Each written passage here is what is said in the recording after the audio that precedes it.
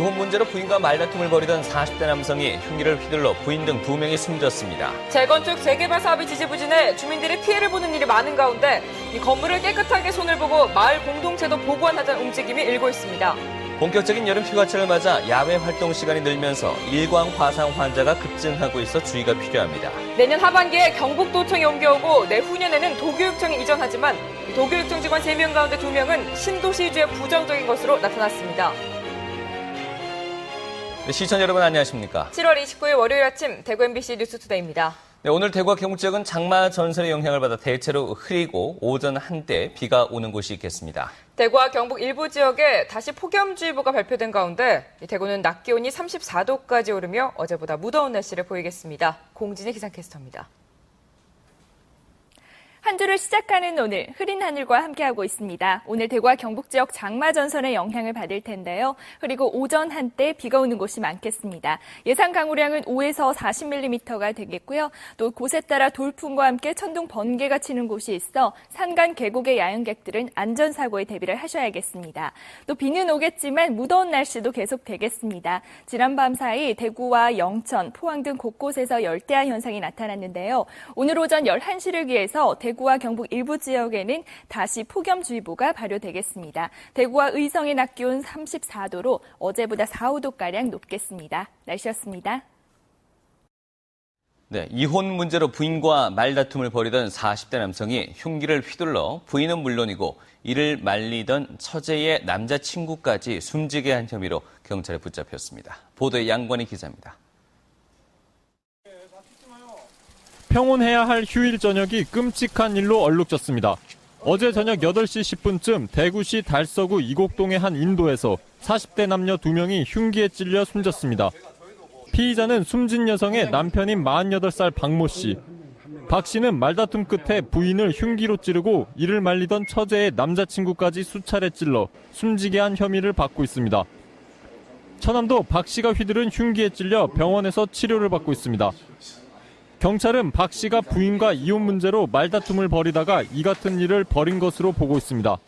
이혼 소송 중에 있었어요. 3월 26일 가출했어요. 집사람이. 가출을 했는데 이제 이 사람이 이제 계속 쳐낸 게지.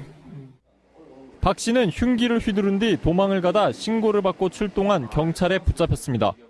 경찰은 박 씨에 대해 구속영장을 신청하고 블랙박스와 목격자 등을 통해 정확한 살해 경위를 조사할 방침입니다. MBC 뉴스 양관입니다. 재건축 재개발 사업이 지지부진해져 주민들이 오히려 피해를 보고 있다는 보도 얼마 전에 해드렸는데요.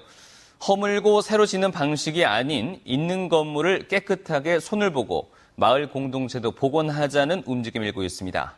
윤영균 기자가 보도합니다. 골목이 미로처럼 꾸불꾸불해 미로마을이라고도 불리는 대구의 한 마을. 지은 지 30년 이상 된 집이 절반이 넘다 보니 지난 2006년 재개발 지역으로 선정됐습니다. 하지만 주택 경기 침체로 재개발이 진행이 안 되면서 마을 곳곳이 우범 지역으로 변했습니다. 불투명한 재개발을 기다리는 대신 기업과 자원봉사자들의 도움으로 골목길을 벽화로 꾸미고 집수리도 진행하고 있습니다. 주민 모두가 힘을 합쳐 마을 꾸미기에 나서다 보니 공동체 의식도 회복됐습니다. 재개발, 재건축이 언제 될지는 모르겠지만 그리고 앞으로 빨리 되겠지만은 그 될 때까지라도 우리가 환경을 좀 되살려서 좋은 환경 쪽으로 가기 위해서. 대구 수성구의 한 마을 역시 재개발이 제대로 추진이 안 되자 도심 활력 증진 지역 개발 사업이라는 것에 응모했습니다.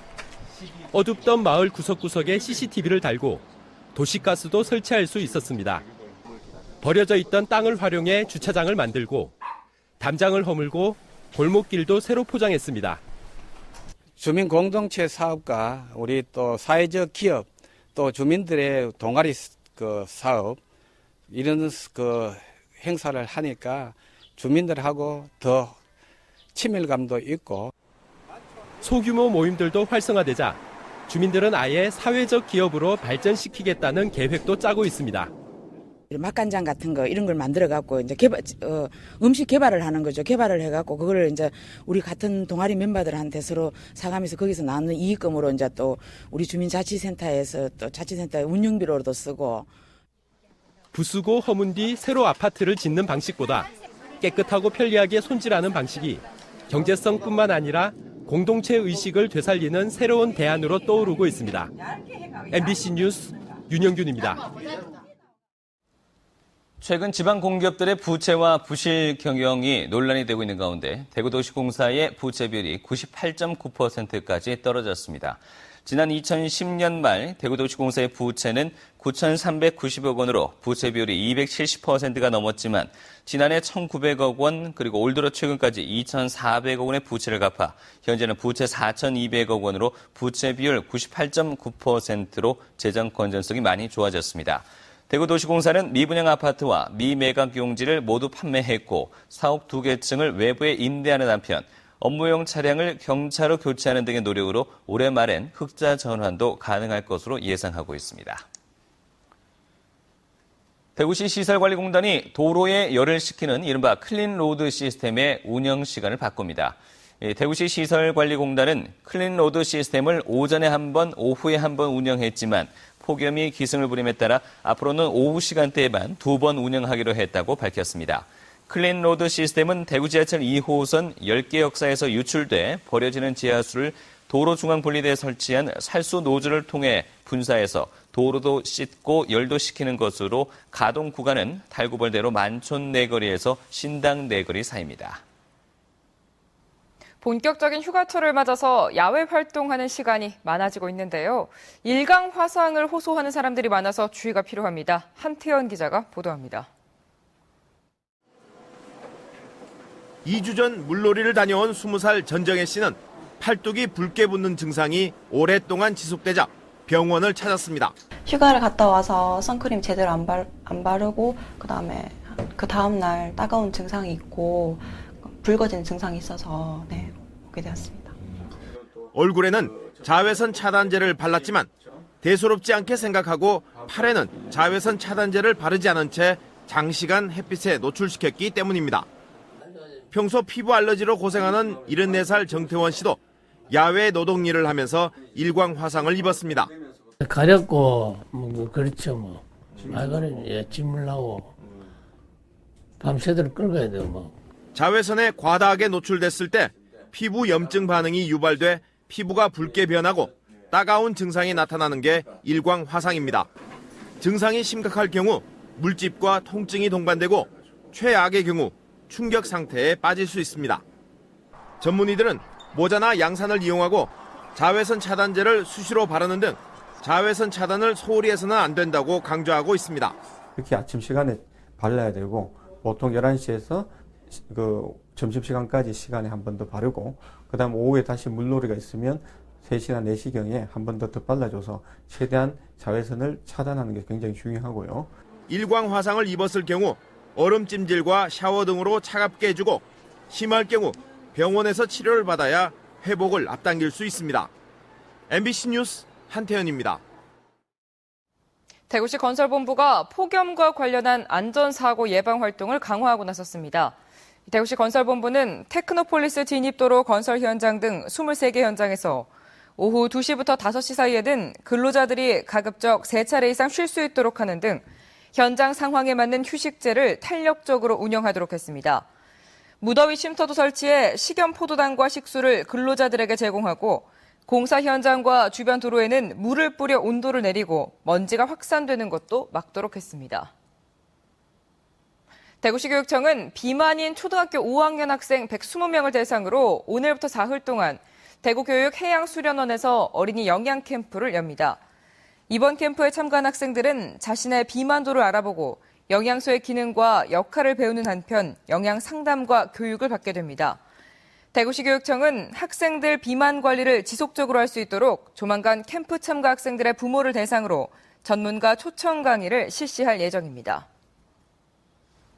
내년 하반기에 도청이 그리고 내후년엔 도교육청이 이전합니다. 하지만 대구의 도교육청 직원 3명 가운데 2명은 신도시 이주에 부정적인 것으로 나타나서 후속 대책이 필요해 보입니다. 홍석중 기자입니다.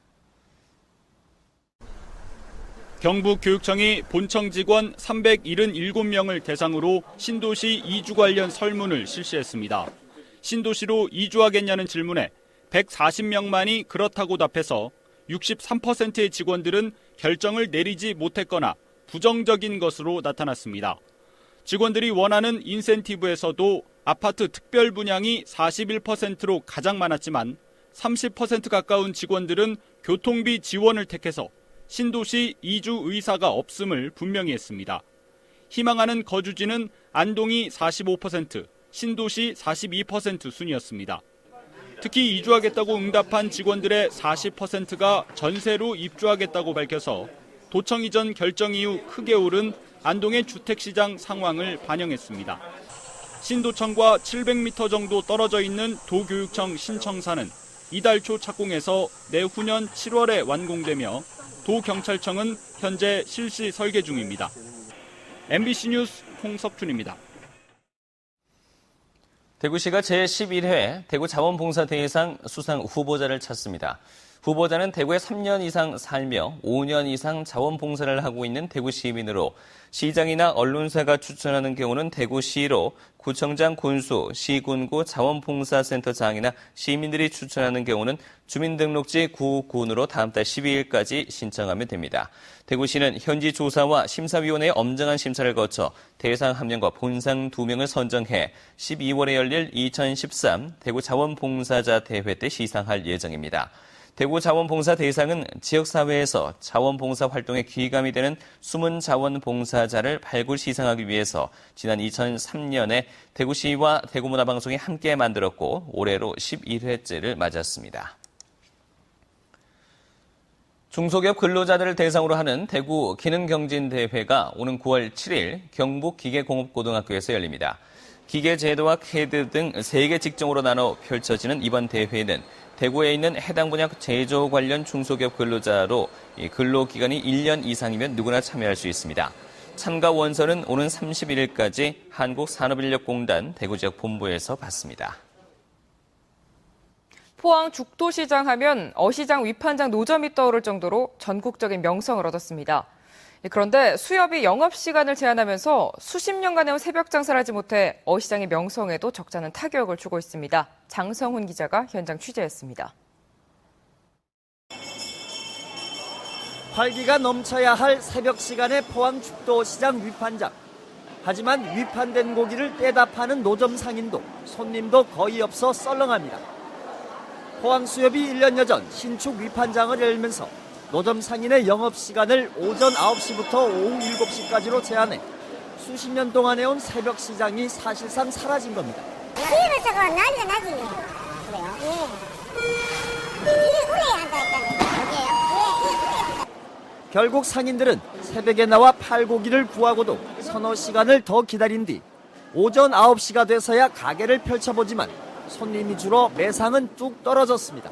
작년에 반대인데 소문났기 때문에 이제 아침에 새고를 안 나와요. 상인들은 수협 측의 영업시간 제한 조치에 대해 대놓고 말은 못하지만 영업에 막대한 지장을 받고 있다며 불만입니다. 특히 위판장 노점들의 새벽 시장은 싱싱한 고기로 유명하고 이용객도 많아 계속 문을 닫으면 죽도시장 전체에도 나쁜 영향을 줄 수 있다는 지적입니다. 새벽에 싱싱한 거 살라고 여기 오는데 그게 뭐하러 여기 낮에 와서 살아요. 마트에서 사요. 포항수협 측은 효율적인 위판장 운영을 위해서 노점 상인에 대한 영업시간 제한은 불가피하다는 입장입니다. 우리가 장터가 이거 저희들이 위판장이니까 우리가 대충 9시, 8시 반에서 9시까지가 고기가 들어오거든요. 그 위판이 이제 어느 정도 마무리가 되면 저희 장사를 시작하게 하고, 예. 상인과 손님 모두가 원하고 죽도시장의 관문으로 자리 잡은 위판장 노점의 새벽시장. 규정이 허락하는 범위에서 보다 활성화시킬 방안 모색이 필요해 보입니다. MBC 뉴스 장성훈입니다. 대구시 종합복지회관이 하반기 교육생을 모집합니다. 오늘 자격증 취득과 부업, 취업, 창업과정 교육생 우선순위 접수를 시작으로 다음 달 5일부터는 문화강좌와 아동 청소년 교육, 인문학 강좌, 퇴직자 해피교실 교육생을 모집합니다. 다음 달 8일에는 어르신 행복교실, 다음 달 12일부터는 행복부모교실 교육생을 모집합니다. 상주에 있는 백두대간 숲생태원에서 아동복지기관의 청소년을 대상으로 하는 숲체험교육이 이루어집니다.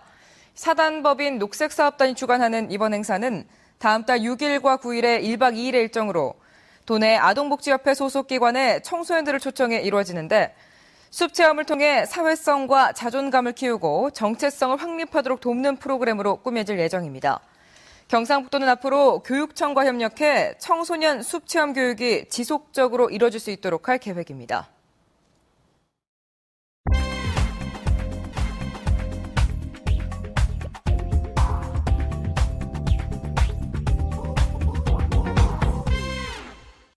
불경이 울려 퍼지고 있는 이곳은 구미시 옥성면에 있는 천년사찰 대둔사입니다.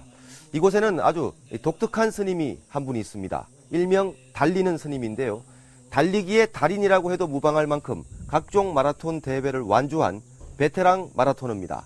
2년 전부터는 결혼 이주 여성들을 위해 달리기를 하고 있다고 합니다. 윤태호의 피플인사이드, 오늘은 이 달리기를 통해 후원금을 모으고 그 후원금으로 결혼 이주 여성들을 돕고 있는 대둔사 주지 진호 스님을 만나보겠습니다. 오늘 바쁘신데 시간 내주셔서 감사합니다. 고맙습니다. 네. 처음에 이 달리기를 어떻게 시작하시게 된 겁니까? 제가 한 10여 년 전에 복지관 사업에 함께 했어요. 사찰에서 매일 시내로 나오다 보니까 요즘 왜 스트레스라는 게 있잖아요. 산중에만 있다가 이런 복지사업 하니까 힘들었어요. 그때 어떤 분이 저보고 운동을 권하게 됐고, 뛰면서 보니까 아주 많은 분들이 마라톤 대회에 참석하는 거예요. 사람들을 보니까 저분들에게 내가 다가가서 뭔가 도움을 얻고자 출발하게 됐어요. 한국 남편이 돌아가시거나 혹은 폭력에 노출된 경우가 있어요. 그분들이 일단 갈 곳이 없잖아요. 그러다 보니까 어떻게 내가 그분들을 도와줄까 하다가 이제 집을 마련하는 것이 우선이었거든요. 근데 한두 푼 하는 게 아니니까 제가 이제 기존에 뛰어왔던 마라톤을 1km에 100원이라는 타이틀을 걸고 이제 100km, 200km 이런 울트라에, 그러니까 제가 1km 뛰면 100원을 기부해 달라는 거죠. 예를 들면 저한테 10,000원을 주세요 하면, 근데 주는 사람이 뭐 때문에 줘야 되느냐. 그렇다면 제가 마라톤이라도 할 테니까 그걸 보고라도 해달라. 그러면 제가 1km에 100원이면 10km 뛰면 1,000원이고요. 100km 뛰면 10,000원이에요. 근데 사실 10,000원, 20,000원 가지고 이룰 수 있는 일이 아니잖아요. 그래서 하염없이 뛰었어요. 달리시다 보면 상당히 힘이 들 테고 또 그만두고 싶은 마음도 드실 텐데 어떤 마음으로 극복을 하십니까? 이제 육체적인 고통이 순간순간 이제 오는데 중간에 포기하면 아무것도 안 되잖아요. 내가 해야 될 일이 있기 때문에 한다는 이제 그 다짐도 하고 같이 뛰는 분들이 계세요. 이제 격려가 오는 거죠. 그리고 이제 그러기 때문에 이제 사람들이 이제 감동을 받았다 하고 또 모금이 되고. 달리기로 이타의 삶과 자비를 실천해온 진호 스님. 그의 꿈은 두 가지입니다. 홀로 사는 결혼 이주 여성과 그 자녀들이 편안하게 지낼 수 있는 집을 마련하고 탈북자 자녀들을 위한 대안 학교를 만드는 것. 그 꿈이 실현될 때까지 진호 스님은 달리고 또 달리겠다고 말합니다. 윤태호의 피플인사이드였습니다.